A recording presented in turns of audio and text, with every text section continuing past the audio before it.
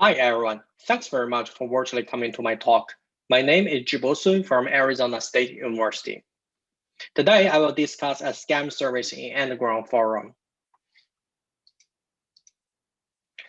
Concession abuse is a scam which leverages social engineering techniques to exploit merchants' return policies to get a concession in forms of a replacement or a refund without returning the originally purchased product. This kind of scam has caused a considerable financial loss. For example, a couple stole $1.2 million from Amazon by trying to refund 2,700 electronic devices within 3 years. I noticed this become a more serious problem when I study underground forum economics, because there are lots of criminal service ads for the concession abuse scam. In order to have a deeper understanding of the concession abuse scam service, I studied 4 underground forums, which include 559,000 threads, 8 million posts, and 953,000 users.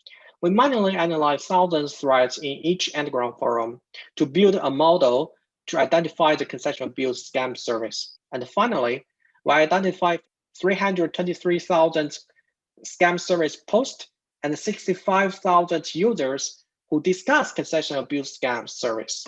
After studying the scam service threads, we noticed that this service has become a prevalent criminal service.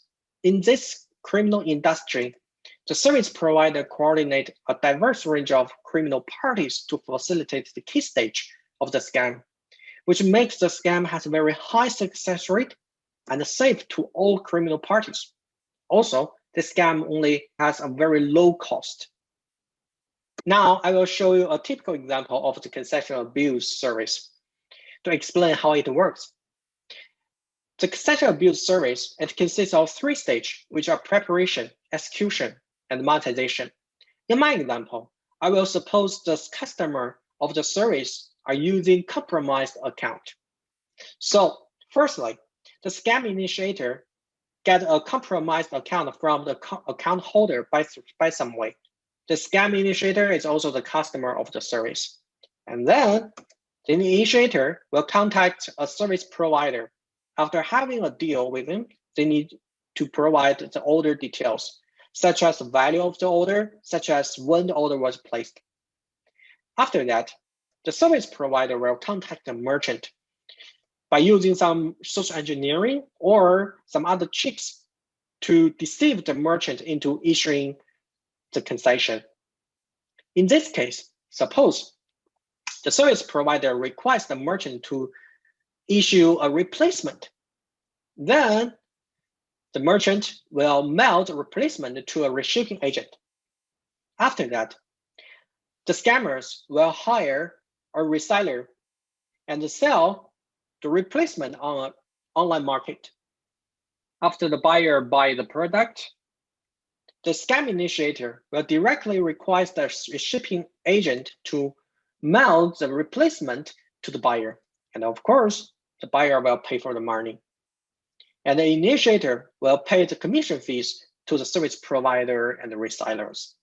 During the whole process, there are several criminal agents are involved in the example. For example, in order to have the compromised account, the initiator may directly buy it from account seller, or they may just hire a hacking service agent to hack someone. Also, the merchant may request the provider to submit some proofs. In this case, the service provider may try to get help from the forgery service agent to provide some fake document or picture. As we know, the merchant may notify account holders all of his account activities. So the provider may hire email or message bomb service agent to prevent the account holder from receiving such notifications. Additionally, in the monetization stage, there are also 2 criminal agents that has been introduced in the example, who are the reshipping agent and resellers. There are lots of targeted merchants are discussed in underground forums. By analyzing all providers ads, we identify top 10 targeted merchants from Amazon, Apple to Best Buy. We're also curious, is this scam hard to learn? By studying underground forums, the answer is no, because the scammers are active sharing their experience. Just like this scammer says, he shares the difficulty of the scamming, which is pretty easy, and the product, which is the laptop, and targeted merchant, which is DX, and the pretext, which is didn't get it. Scammers help each other. As long as you have some question, you post it, and other scammers are active in replying you and helping you. Such as this scammer. He tried to scam a Google Pixel, but he doesn't know how to handle the proof request from the merchant. And other scammers tell him you cannot use the gift and giveaway reason in the UK, but you can use a fake POP to solve this problem. Also, there are lots of ebooks and tutorials are shared and traded in underground forums. So this is one of the popular ebooks sold in the underground forum. From there, you can see you can select one core book plus any selective books to learn different tricks. For example, you can search selective book as PayPal refund book or Amazon refund book. Also, we're interested in how long does it take for a novice to become the seasoned scammers. By studying their experience sharing threads, we know that 50% and 80% of the novice scammers posted their first success within 46.7 days and 293.1 days.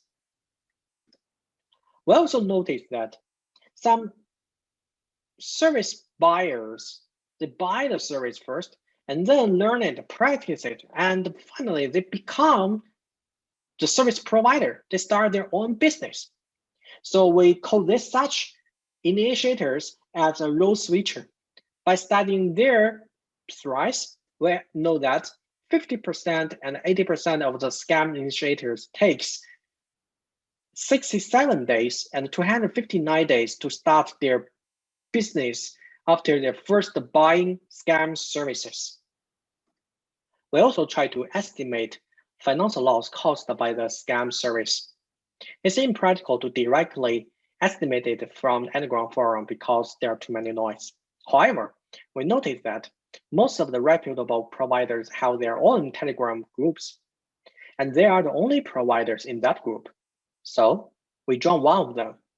And within 3 months, we noticed there are more than 1,000 members joined that group, and there are 17,000 messages, including 25 merchants.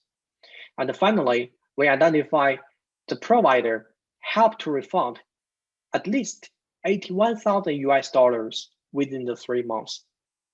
To propose mitigation approaches, we studied all the successful experience shared in underground forums, failure cases, and interviewed 2 US-based targeted merchants. And we have finally 3 protocols for abuse account detection, customer service representative, and the merchant. For example, such as a typical example I introduced before, if a merchant plans to issue a replacement, generally the service provider will request to mail the replacement to a new address instead of the original one. Since the customer service may request a proof, if the submitted proof is edited, then the refunding request is suspicious. After disclosing mitigation approaches with the companies, the protocols that may involve the customers because they want to ensure the better shopping experience for legitimate customers. So we evaluate mitigation protocols that involve customers after surveying more than 200 participants. As a result, most of the protocols has a very high non-negative attitude, and the participants are willing to continue shopping with the companies that deploy the protocols. Also, we notice participants concern providing proof most because they think providing actual proof is inconvenient and that their moral character is being questioned. However, With further analysis, we found out that they also express their understandings of the company's difficulty for doing so. So if it doesn't take too much effort to provide proof, they are willing to do that. Finally, we disclose all of our findings and mitigation approaches to one of the most popular targeted merchants. And recently, we get a very positive feedback from them, saying that by using our techniques, they have identified lots of ongoing and completed scam activities. Thank you.